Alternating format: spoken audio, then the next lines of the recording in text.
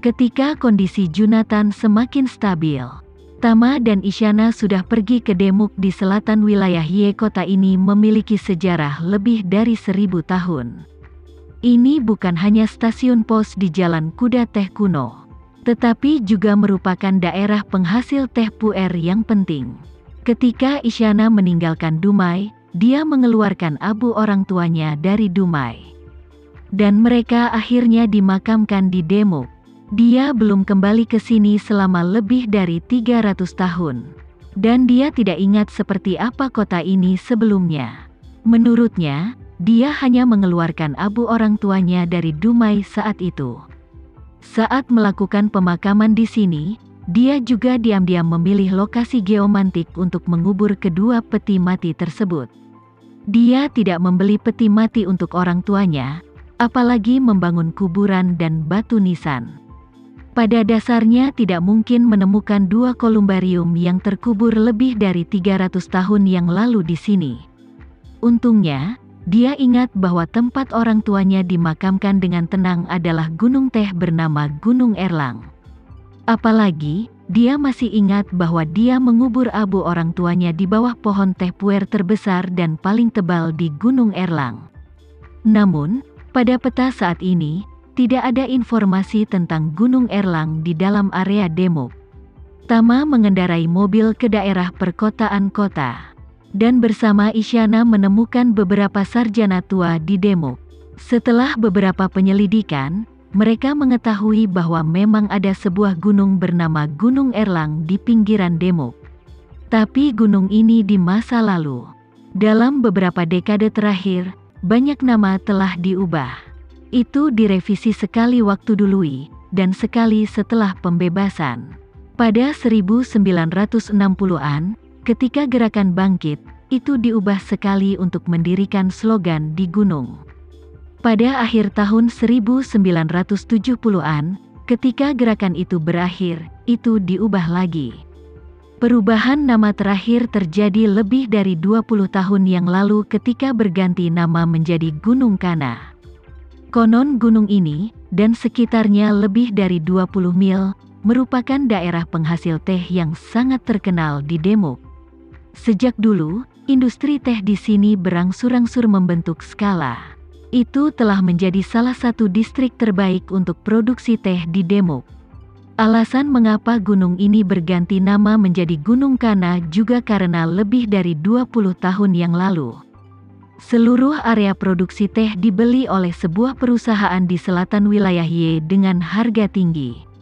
Itu mengubah namanya menjadi Gunung Kana, dan secara bertahap membangunnya menjadi basis kebun teh terbesar dan teratas. Sekarang Teh Kana Group telah mendapatkan reputasi yang relatif besar di dalam dan luar negeri. Dan lini produknya terutama kue teh puer kelas menengah dan atas. Di antaranya, seri Kana yang diproduksi oleh Gunung Kana merupakan produk andalan dari Kana Group. Mengetahui situasi Gunung Erlang saat ini, Tama menemukan lokasi Gunung Kana di navigasi. Karena telah dikembangkan oleh Kana Group selama lebih dari 20 tahun. Kondisi lalu lintas juga sangat baik. Dibutuhkan 40 menit berkendara dari kota untuk mencapai kaki Gunung Kana. Isyana belum kembali ke Indonesia dalam beberapa tahun ini. Dia selalu khawatir Gunung Erlang akan dikembangkan dan ditambang secara merusak. Dia khawatir sepanjang jalan. Ketika Gunung Kana benar-benar muncul di depan matanya, hatinya yang menggantung langsung lega. Karena pegunungan di sini tidak berubah dari 300 tahun yang lalu. Meski Gunung Erlang berganti nama karena sejak dahulu digunakan sebagai daerah penghasil teh, itu belum mengalami transformasi dan pengembangan drastis selama bertahun-tahun. Jejak pembangunan terbesar adalah Grup Kana membangun jalan beton dari Jalan Raya Nasional langsung ke kaki gunung. Mereka juga membangun pabrik pengolahan teh di daerah dataran di kaki gunung. Saat mobil masih berjarak lebih dari 10 km dari Gunung Erlang, bukit hijau subur sudah terlihat di depan mobil. Isyana, yang berada di samping, tidak bisa menahan kegembiraannya. Melihatnya dengan gugup menggosok tangannya, Tama mau tidak mau bertanya, "Apakah kamu yakin orang tuamu dimakamkan di gunung ini?" "Ya," Isyana berkata, meskipun nama gunung itu telah berubah. Tampilannya tetap sama. "Pasti ada di sini," dia berkata. "Aku hanya tidak tahu apakah pohon teh puer masih ada. Jika pohon itu hilang, mungkin sulit menemukannya." Tama berkata, "Tidak apa-apa, aku akan menemanimu mencari sampai kamu menemukannya." Isyana mengangguk penuh terima kasih, dan berkata kepada Tama, jika pohon teh puer itu masih hidup, itu harus memiliki umur 1000 tahun. Ini jelas merupakan pohon teh terbesar di sini, yang paling mewah. Dia hanya bisa menghela nafas dengan emosi. Namun, masih jauh di belakang pohon teh Ibu Puca dengan umur 10.000 tahun di tepi Danau Ranau. Tama berkata sambil tersenyum, 1000 tahun dan 10.000 tahun, aku tidak tahu ada berapa generasi. Semakin jauh jaraknya, detail Gunung Erlang semakin terlihat jelas. Isyana menunjuk ke pohon teh yang lebat di dekat puncak gunung, dan berkata dengan penuh semangat kepada Tama, "Kalau tidak salah, aku telah mengubur abu orang tuaku di bawah pohon itu." Tama mendongak, "Benar saja, di sisi garis puncak yang dekat dengan puncak gunung. Ada pohon besar berdiri di dalamnya. Seluruh gunung pada dasarnya adalah pohon teh dengan ukuran seragam dan tinggi sekitar 1 meter. Itu dapat dibedakan bahkan dari kejauhan." Memikirkan kisah Isyana tentang pohon teh Ibu Puca, Tama tidak terkejut. Meski pohon teh ini pasti tidak sebaik induk Puca, itu harus memiliki sejarah panjang dan cukup spiritual. Saat mobil mendekati kaki gunung, Tama mendapati dirinya dalam situasi yang sulit. Mengandalkan pabrik teh di kaki gunung, grup Kana mengepung beberapa gunung termasuk Gunung Erlang dengan pagar besi. Di atas pagar besi, bahkan ada probe pengintai dan lingkaran jaring besi berduri. Meski jalan semen mengarah ke kaki gunung, itu diblokir oleh gerbang taman ketika jaraknya 1 kilometer dari kaki gunung. Tama hanya bisa memarkir mobilnya di gerbang.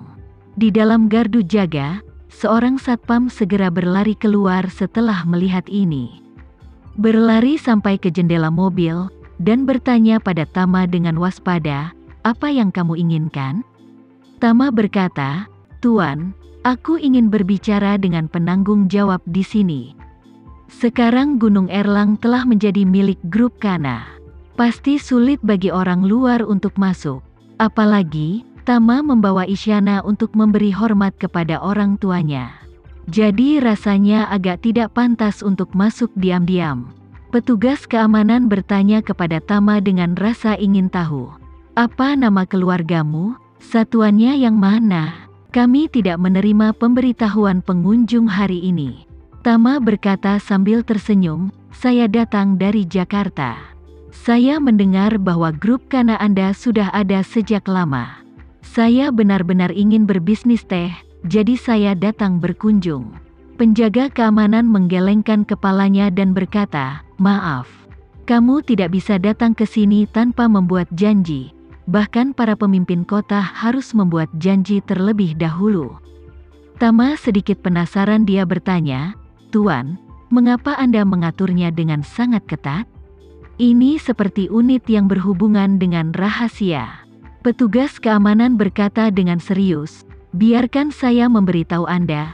Seluruh area teh di Gunung Kana adalah rahasia komersial. Terutama pohon raja teh di puncak gunung. Tahun-tahun ini, orang jahat telah memikirkannya." Saat dia berbicara, dia menggambarkan dengan jelas, "Baru bulan lalu, kami menangkap 2 orang. Mereka menyelinap masuk dan mencoba mencuri cabang-cabang tiking. Mereka ingin mengambilnya untuk dicangkok dan berkembang biak. Dan kami menangkap mereka begitu mereka mendekat, dan kami memukuli mereka menjadi kepala babi. Sejak itu, kami memiliki penjaga di 3 langkah dan seorang penjaga di 5 langkah. Di tiking di puncak gunung, ada satpam 24 jam. Tidak ada pemantauan sudut mati, dan itu ditutupi dengan jaring nilon, bahkan seekor burung pun tidak boleh jatuh. Tama tidak bisa menahan perasaan sedikit khawatir. Jika kamu melihatnya seperti ini, tidak mudah untuk berjalan tegak dan tidak mudah untuk menyelinap. Lagi pula, ada satpam di mana-mana dan ada kamera pengintai tanpa jalan buntu.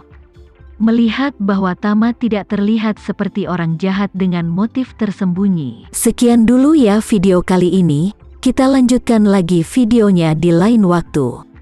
Oh iya, bagaimana menurut kalian? Semoga bisa sedikit menghibur kalian semua. Untuk teman-teman yang baru nonton, jangan lupa subscribe ya, hehehe.